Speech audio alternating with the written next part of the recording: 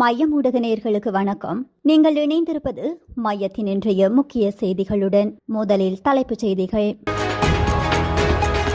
அரச வாகன முறைகேடு, விமல் வீரவங்சவின் ஒருங்கிணைப்பு செயலாளர் விளக்கமறியலில். பம்பலப்பட்டியில் முச்சக்கர வண்டிக்கு தீ வைத்து இளைஞன் எடுத்த விபரீத முடிவு, விசாரணையில் வெளியான தகவல். கைதினை தடுக்க அவசரமாக மனு தாக்கல் செய்த கோட்டபய, பிறப்பிக்கப்பட்ட உத்தரவு. பரபரப்பை ஏற்படுத்தியுள்ள கொடூர கொலை, தூணுடன் கைகால்கள் கட்டப்பட்டு மிதந்து வந்த சடலம். தேல்தெனிய யுவதி மரணம், சந்தேக நபரின் குற்ற பின்னணியை வெளியிட்டது காவல்துறை. நாமலின் 18 லம்போகிரி கார்கள் கண்டுபிடித்து தருமாறு அரசிடம் கோரிக்கை. பெட்ரோல் விலையை 125 ரூபாவால் உடனடியாக குறைக்கலாம், அம்பலமாகும் உண்மைகள். பேருந்து சாரதிக்கு திடீர் சுகையினம், வெள்ளம்பெட்டியில் பாரிய விபத்து. தொடர்வென விரிவான செய்திகள்.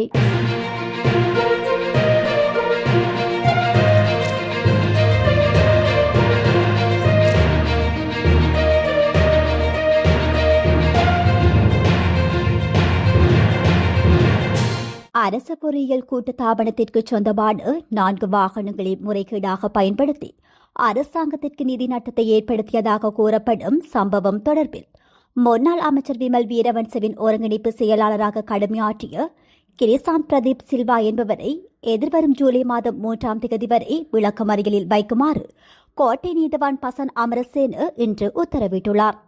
குறித்த சந்தேக நபர் தனது பதவிக்குரிய எரிபொருள் மற்றும் போக்குவரத்து கொடுப்புகளை பெற்றுக்கொண்ட அதே வேளையில் முறையற்ற விதத்தில் அரசு பொறியியல் கூட்டுத்தாபனத்திற்கு சொந்தமான 4 வாகனங்களை வாடகை அடிப்படையில் பயன்படுத்தி வந்துள்ளார்.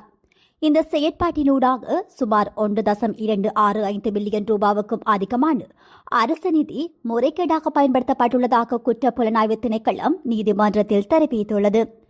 சந்தேக நபருக்கு பிணை வழங்குவது தொடர்பான உத்தரவை ஜூலை 3ஆம் தேதி அறிவிப்பதாக நீதவான் தெரிவித்துள்ளார்.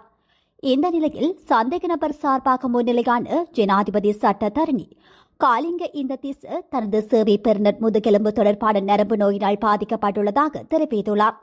மேலும் இந்த வழக்கு தொடர்பான விசாரணைகள் 10 வருடங்களுக்கு மேலாக நீடிப்பதால் அவரை பிணையில் விடுவிக்குமாறும் நீதிமன்றத்திடம் கோரிக்கை விடுத்தார். குற்றப்புலனாய்வு திணைக்களம் இலங்கை தண்டனை கட்டக்கோவை மற்றும் பொதுச்சொத்து சட்டத்தின் கீழ் சந்தேக நபரை விளக்கமறியலில் வைக்குமாறு நீதிமன்றத்திடம் கோரியிருந்தது. இதன் அடிப்படையில் குறித்த நபரை எதிர்வரும் 3ஆம் தேதி வரை விளக்கமறியலில் வைக்க உத்தரவிடப்பட்டுள்ளது. கொழும்பு பம்பலப்பட்டி தொடருந்து நிலையத்திற்கு அருகில் முச்சக்கர வண்டிக்கு தீ வைத்துவிட்டு தவறான முடிவெடுத்த இளைஞன் சிகிச்சை பலனின்றி உயிரிழந்துள்ளதாக தெரிவிக்கப்படுகின்றது. இந்த சம்பவம் நேற்று காலை சுமார் 9 மணியளவில் இடம்பெற்றுள்ளதாக போலீசார் தெரிவித்துள்ளனர். திடீரென தனது முச்சக்கர வண்டியை வீதியில் நிறுத்தி வைத்து தீ வைத்து கொளுத்திய நிலையில் மாத்தரையிலிருந்து மருதாணி நோக்கி சென்று கொண்டிருந்த ருகுணுகுமாரி தொடருந்தின் முன் குதித்து தவறான முடிவெடுத்திருந்தார். இதன்போது படுகாயமடைந்த முச்சக்கர வண்டி சாரதி கொழும்பு தேசிய வைத்தியசாலைக்கு கொண்டு செல்லப்பட்டு அனுமதிக்கப்பட்ட பின்னர் உயிரிழந்துள்ளார். பதுரளிய திக்னேவைச் சேர்ந்த 26 வயதான இளைஞரே இவ்வாறு உயிரிழந்துள்ளார். கொழும்பு மாநகர சபையைச் சேர்ந்த தீயணைப்பு வீரர்கள் சம்பவ இடத்திற்கு வருகை தந்து தீப்பற்றி எரிந்த முச்சக்கர வண்டியில் ஏற்பட்ட தீயை அணைக்க முயற்சி செய்தனர். இதனையடுத்து முன்னெடுக்கப்பட்ட விசாரணையில் ஆவணங்களை ஆய்வு செய்ததில் இந்த முச்சக்கர வண்டி பதுரளியைச் சேர்ந்த பெண் ஒருவருக்கு சொந்தமானது என்பது தெரியவந்துள்ளது. இந்த நபர் முச்சக்கர வாகனத்திற்கு தீ வைத்து தற்கொலை செய்து கொண்டதற்கான காரணம் வெளியாகாத நிலையில் விசாரணை நடைபெற்று வருவதாக போலீசார் தெரிவித்துள்ளனர். ஈஸ்டர் ஞாயிறு பயங்கரவாத தாக்குதல்கள் தொடர்பான விசாரணைகளில் தனது கைது நடவடிக்கையை தடுக்க கோரி முன்னாள் ஜனாதிபதி கோட்டபய ராஜபக்ஷ தாக்கல் செய்த மனு மீதான விசாரணை எதிர்வரும் ஜூலை மாதம் 6ஆம் தேதி ஒத்திவைக்கப்பட்டுள்ளன. முன்னாள் ஜனாதிபதி கோட்டபய ராஜபக்ஷ தாக்கல் செய்துள்ள மனு மேன்முறையீட்டு நீதிமன்றத்தில் 2வது நாளாக இன்றைய தினம் விசாரணைக்கு எடுத்துக் கொள்ளப்பட்டது. இந்த மனுவானது மேன்முறையீட்டு நீதிமன்றத்தின் தலைவர் நீதியரசர் ரோகந்த அபேசூரிய மற்றும் நீதியரசர் சரத் திசாநாயக்க ஆகியோர் அடங்கிய அமர்வு முன்னிலையில் விசாரணைக்கு எடுத்துக் கொள்ளப்பட்டது. இந்த அமர்வின் போது முன்னாள் ஜனாதிபதி கோட்டபய ராஜபக்ச சார்பில் சட்டத்தரணி ஜனாதிபதி ரமேஷ் டி சில்வா மேலதிக கருத்துக்களை முன்வைத்துள்ளார். இதன் பின்னர் இந்த மனு மீதான மேலதிக விசாரணை மற்றும் சமர்ப்பணங்கள் எதிர்வருகின்ற ஜூலை மாதம் 6ஆம் தேதி ஒத்திவைக்கப்பட்டுள்ளன.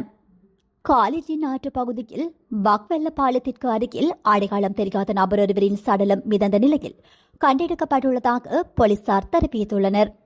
நேற்று மாலை பொதுமக்கள் வழங்கிய தகவலுக்கு அமைய சடலம் போலீஸ் அதிகாரிகள் மற்றும் உள்ளூர் மக்களால் மீட்கப்பட்டுள்ளது. இதனையடுத்து முன்னெடுக்கப்பட்ட விசாரணையில் இறந்தவரின் முகம் சிதைக்கப்பட்டிருந்ததும் அவரது கைகள் பின்புறம் கட்டப்பட்டிருந்ததும் தெரியவந்துள்ளது. மேலும் குறித்த நபரின் கால்கள் கான்கிரீட் தூணுடன் ஒன்றாக இறுக கட்டப்பட்டிருந்ததும் விசாரணையில் தெரிய வந்துள்ளது.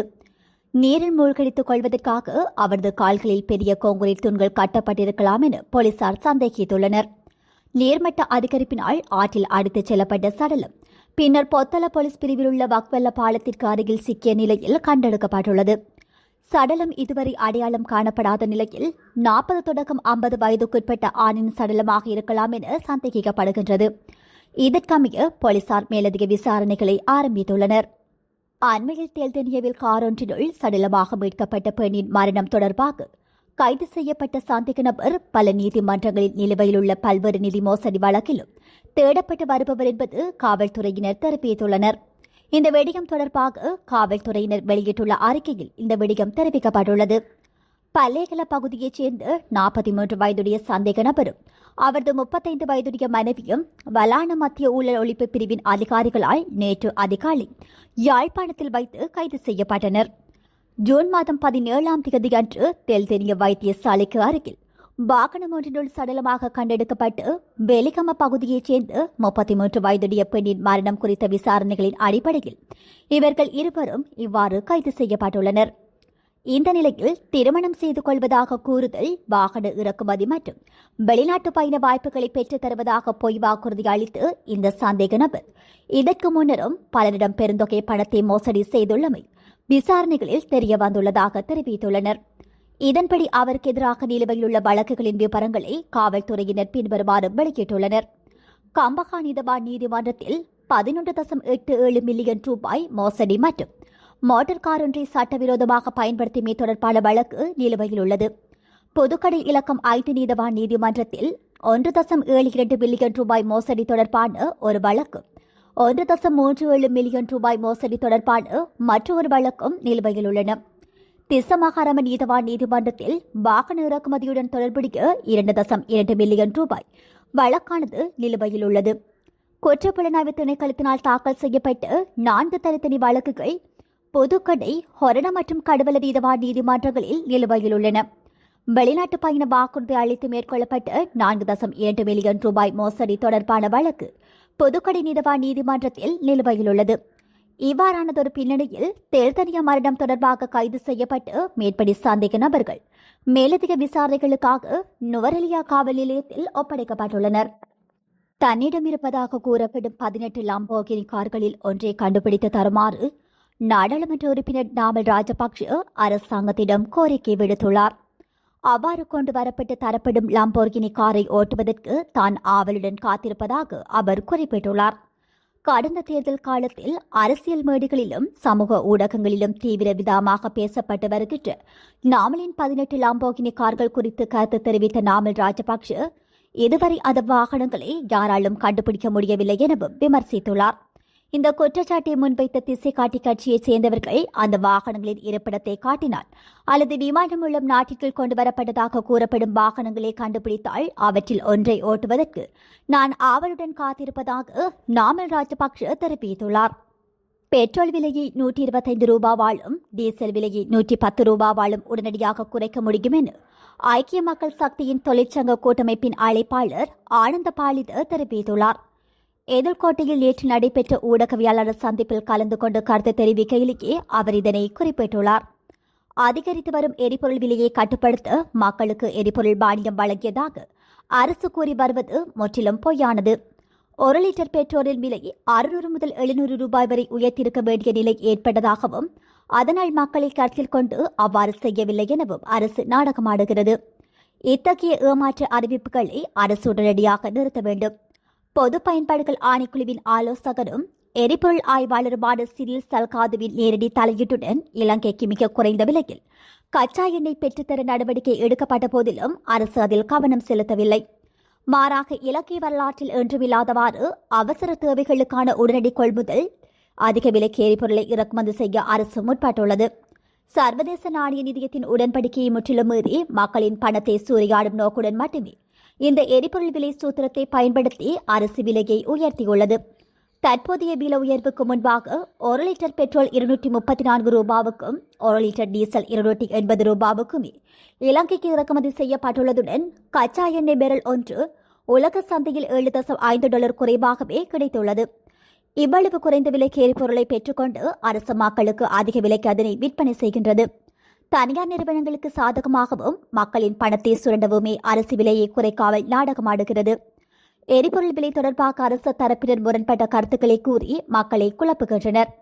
ஆகஸ்ட் செப்டம்பர் மாதங்களில் விலை குறைக்கப்படும் என்று அமைச்சர் பிமல் ரத்நாயக்க தெரிவித்துள்ளார். பழைய எண்ணெய் அதிக விலைக்கு வாங்கியதால் விலையை குறைக்க முடியாது என பிரதமர் தெரிவித்துள்ளார்.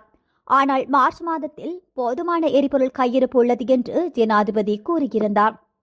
இலங்கை போக்குவரத்து சபை அம்பாறை டிப்போவுக்கு சொந்தமான பேருந்து ஒன்று வெள்ளப்பட்டி பகுதியில் விபத்துக்குள்ளாகியுள்ளது.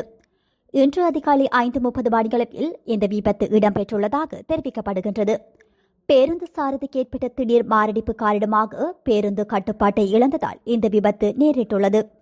கொழும்பு கோட்டையிலிருந்து அம்பாறை நோக்கி பயணித்த இந்த பேருந்து வெள்ளம்பட்டி அம்பக சந்தி பகுதியில் இவ்வாறு விபத்துக்குள்ளாகியுள்ளது.